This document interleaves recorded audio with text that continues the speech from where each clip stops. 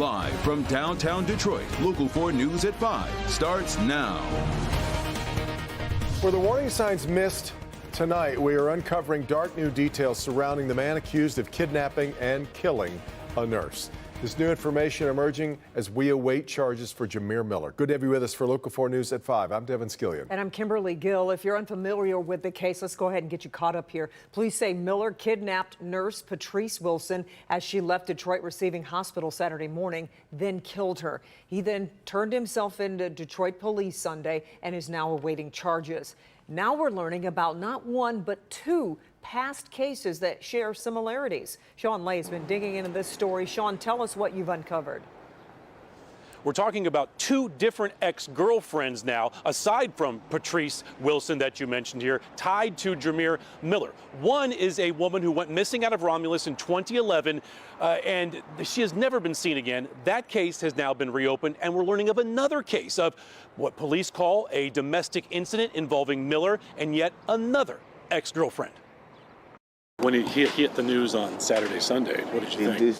It just brought 12 years back of when Bianca went missing. That's the voice of Keith Green. He's the uncle of Bianca Green, and he says he and his family are still in shock after the events of the past few days. Bianca Green went missing back in 2011. She has never been found.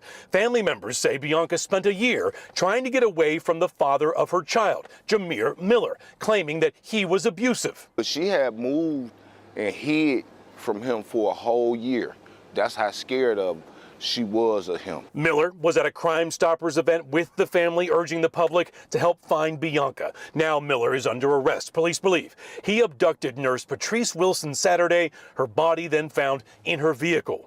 And now we've learned there is a third woman who had a relationship with Jamir Miller, and she says she was the victim of what police in Saline are calling a domestic incident. We obtained this incident report from Saline Police. June of 2019, a woman reported that her tires had been slashed. Police listed the woman's boyfriend at that time as the suspect, Jamir Miller. What we're seeing now is basically a pattern of all this that we never seen before. If you did something to Bianca, tell us, give us some type of closure. We're talking about Bianca Green. 2011 went missing. Now that case is being reopened. Romulus is investigating it. Yesterday, Kimberly and Devin, Detroit police told us they're going to start comparing notes with Romulus police on that particular case. The new case I told you about out of Washtenaw County, the Saline case, no charges ever filed. The chief there tells me there was no witness to the tire slashing. Back to you. Sean, any charges related to the nurse, Patrice Wilson? Patrice Wilson abducted right from here as she got off work. Just checked with the Wayne County Prosecutor's Office right before coming on the air. So far, no warrant has been submitted. Tomorrow may be the day when we're looking for charges. Back to you. Stay on top of it, Sean. We appreciate it. Now let's move to Monroe County. And new information we're learning in the death of a 2-year-old girl in a fire. This happened at a mobile home park on Outer Drive near West 7th and Telegraph in Monroe Township. We bring in Victor Williams, who's live tonight with more on this. Do we have any idea what started this fire, Victor? Devin, not right now. All of that is still under investigation, with so many people asking that very same question. In the meantime, this family is trying to recover after losing everything. But as you guys will see, it's not just first responders who are tipping in. Yes, just the 5, and then the one, there was the 2-year-old that passed away. We just really want, the donations and everything for the family because, like Missy has stated, they've lost everything. The phones have been ringing off the hooks at Willow Green Mobile Home Park, with many people across Metro Detroit trying their best to help a family that lost a 2-year-old baby girl in a fire. The neighbors were grabbing the children, so it was awful to see this happening, and to know the father was saying, my baby's in there, and we couldn't do anything but wait for the fire department. It was heartbreaking. It was pretty harsh and things, because the little babies, I've seen them maybe once or twice. Sherry Buchanan lives right next door to the home that had 6 children inside during the time of the blaze. She says the family was a new addition to the community, now left with nothing. They just moved in about round in the fall. They're going to need everything. Everything was destroyed. While the cause of the fire remains under investigation, they're at least hoping to help the family recover from such a tragedy already gathering these donations. We've had people call in and say that they're going to be sending checks. When you lose a kid, it's hard on your heart and things. And I hope they can overcome this. It's going to be a long time. And there were 5 other children that survived that fire between the ages of 2 months old and only 11. So if there's anyone out there willing to help this family, go ahead and head to our website, clickondetroit.com. Victor Williams, Local 4. It's just awful. All right, Victor.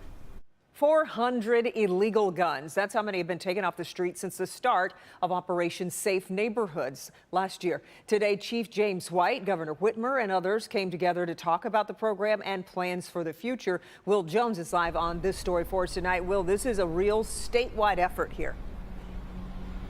Kimberly, illegal guns are a massive problem, and state and local leaders believe the more people are working together, the better the outcome. And that outcome they're hoping is preventing the loss of life.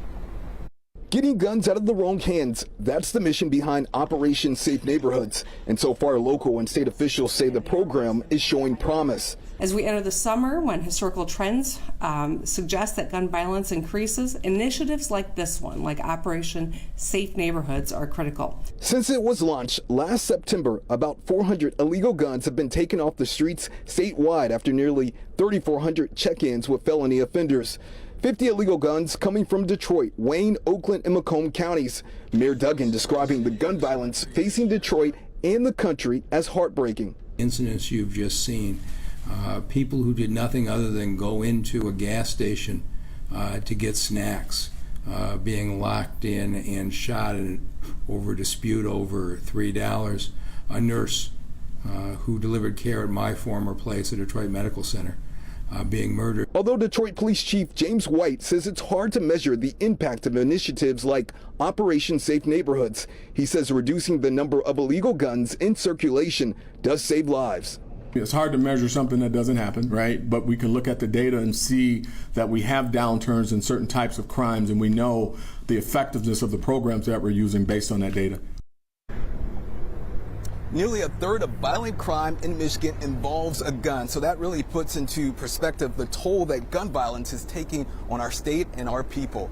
Live at DPD headquarters, Will Jones, Local 4. Well, what do they say about how so many guns get into the wrong hands in the first place? Well, Kimberly, there are several reasons, but Chief White pointed to 2 major ones. He said the drug trade and irresponsible legal gun owners who don't properly secure their guns. Kimberly? Definitely is a problem. Okay, Will, we appreciate it.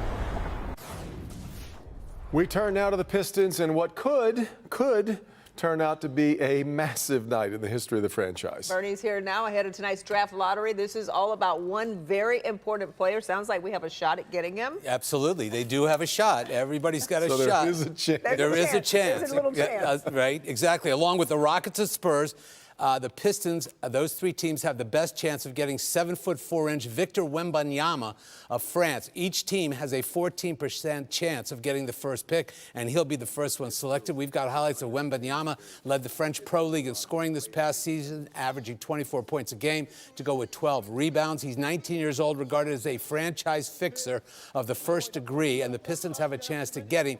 And many say this is their most critical draft since Darko, as in Darko Milicic, which was in 2003. Now, the draft lottery begins at 8 o'clock tonight. If you want to help, find your lucky rabbit's foot and horseshoe, park yourself in front of your TV, and begin chanting, Wemby, yes.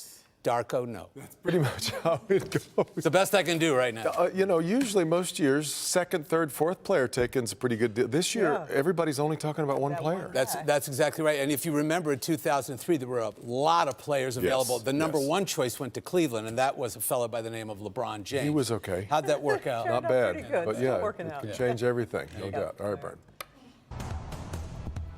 All right, take a live look outside from our Mount Clemens sky cam, and we're close to 80 degrees, but that isn't going to last too much longer. No, the wind is starting to pick up and change is coming in. Yeah, so let's get over to Kim Adams. Kim's going to be pretty chilly when we wake up tomorrow morning. It's going to be very chilly when you wake up. By the way, if you do need an extra rabbit's foot, Bernie, we keep a box in the Weather Center. Whole box, Costco. All right, we've got wind speeds right now that are anywhere between 10 to 20 with a few higher gusts than that as the frontal boundary comes down from north to south. Now, it's a cold front, but it's not going to bring us rain, just gusty winds and, as you would imagine, a cold front brings in some colder air, much colder air. So if you're headed to the Tigers game tonight and you look at these temperatures and think, oh, what a wonderful night at the ballpark, it is going to get very, very cold for the second half of the game. But right now it's 81 in the city, upper 70s at Metro Airport. It is 7 degrees warmer right now than it was yesterday in the city, 10 degrees warmer in Mount Clemens, and 14 degrees warmer in Grosse Ile. But once that front comes through, watch what happens to our temperatures as we drop down to 50 degrees by midnight tonight, and we're not done there. And if you've planted your annuals, you'll want to know about the overnight lows for tomorrow night. But you can also check the Forewarn Weather app if we do get a frost advisory. This will be the first place to find it, right on our Forewarn Weather app.